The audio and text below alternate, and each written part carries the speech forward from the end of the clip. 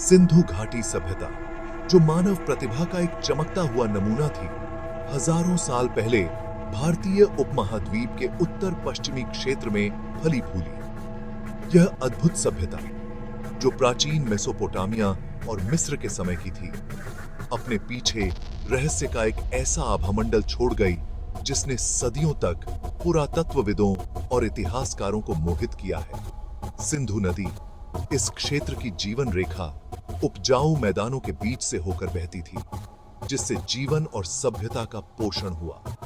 इसके किनारे शुष्क परिदृश्य के बीच मोहनजोदारो और हड़प्पा जैसे परिष्कृत शहरी केंद्र उभरे, जो सिंधु लोगों की प्रतिभा और संगठनात्मक कौशल का प्रमाण है। ये शहर, जो आश्चर्यजनक सटीकता के साथ बनाए गए थे, उन्नत जल निकासी व्यवस्था, सार्वजनिक स्नानागार और अन्न भंडारों से युक्त थे।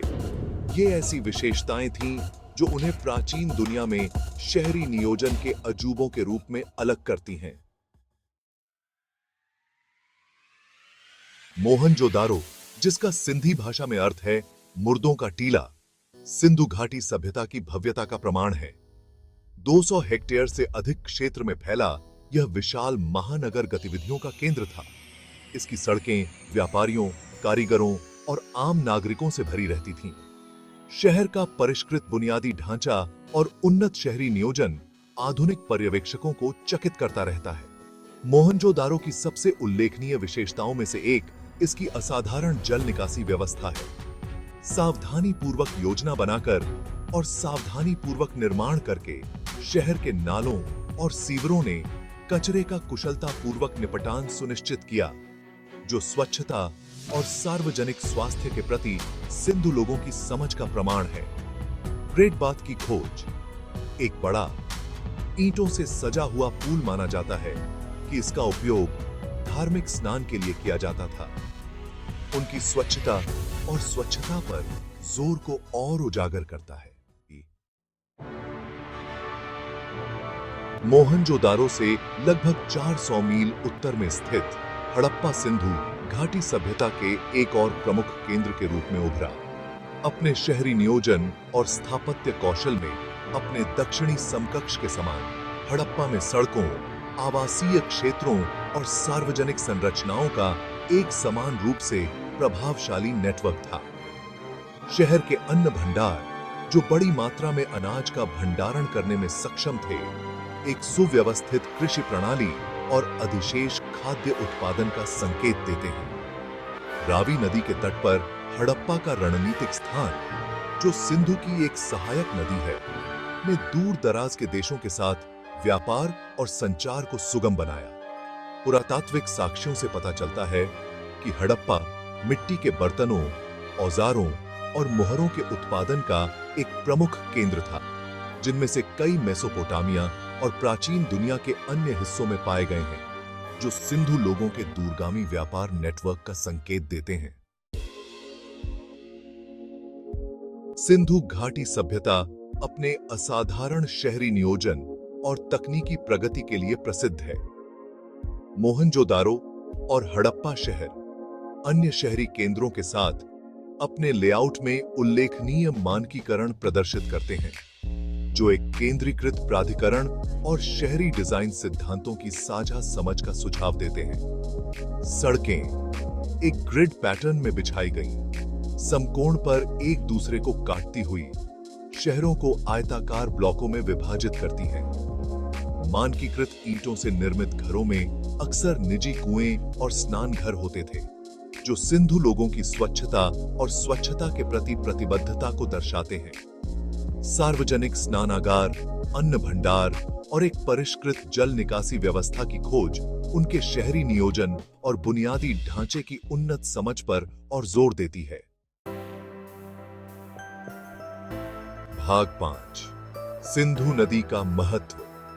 सिंधु नदी, सिंधु घाटी सभ्यता की जीवन रेखा ने इसके उद्भव और समृद्धि में महत्वपूर्ण भूमिका निभाई। इसकी वार्षिक बाढ़ों ने मैदानों में उपजाऊ गाद जमा की, जिससे अन्यथा शुष्क वातावरण में कृषि संभव हो सकी। नदी ने एक प्रमुख परिवहन मार्ग के रूप में भी काम किया, जो दूर के समुदायों को जोड़ता था और व्यापार और संचार को सुगम बनाता था। सिंधु नदी के अनुमानित बाढ़ के पैटर्न ने सिंधु लोगों को परिष्कृत सिंचाई प्रणाली विकसित करने की अनुमति दी, जिससे कृषि उत्पादकता में और वृद्धि हुई। भोजन और संसाधनों की प्रचुरता एक प्राकृतिक राजमार्ग के रूप में नदी की भूमिका के साथ ने शहरी केंद्रों के विकास और एक जटिल सामाजिक और आर्थिक संरचना के विकास को बढ़ावा दिया।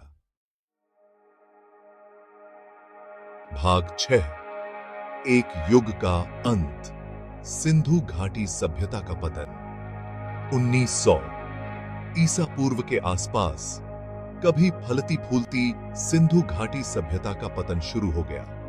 इसके शहर धीरे धीरे वीरान हो गए और इसकी महिमा समय की रेत में लुप्त होती गई। इस गिरावट के सटीक कारण विद्वानों के बीच बहस का विषय बने हुए हैं, लेकिन माना जाता है कि कई कारकों ने सभ्यता के पतन में योगदान दिया। जलवायु परिवर्तन, जिसके कारण सिंधु नदी के मार्ग में परिवर्तन हुए और कृषि उत्पादकता में कमी आई, एक महत्वपूर्ण कारक माना जाता है।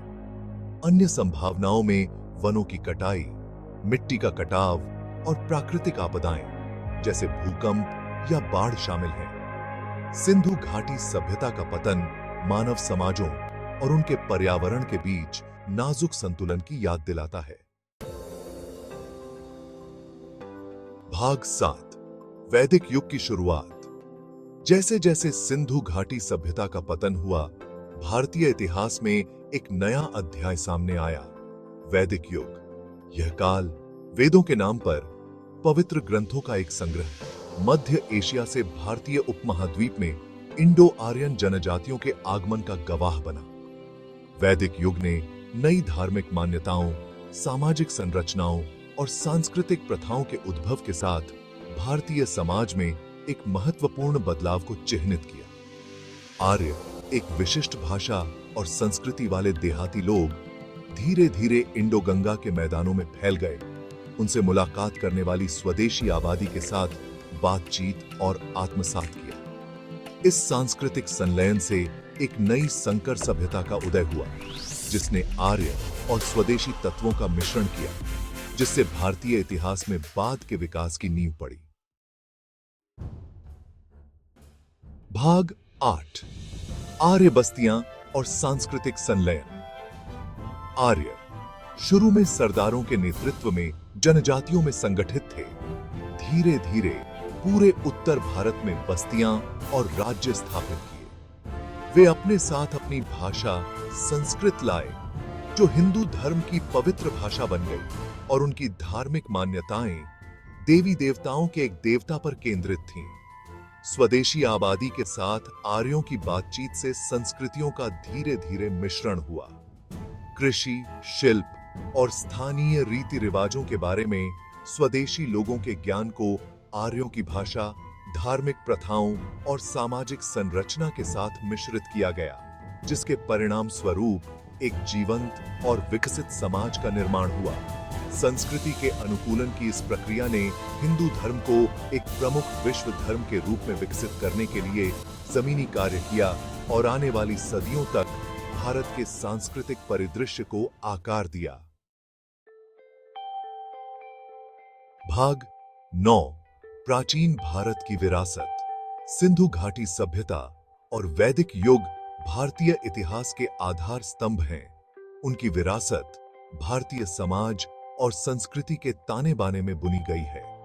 सिंधु लोगों का उल्लेखनीय शहरी नियोजन, तकनीकी प्रगति और कलात्मक उपलब्धियां विस्मय और आश्चर्य को प्रेरित करती रहती हैं।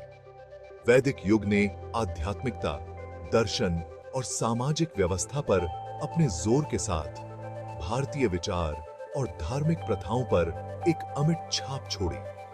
वेद, उपनिषद और रामायण और महाभारत के महाकाव्य, इस युग के सभी उत्पाद भारतीय मूल्यों, मान्यताओं और सांस्कृतिक अभिव्यक्तियों को आकार देते रहते हैं।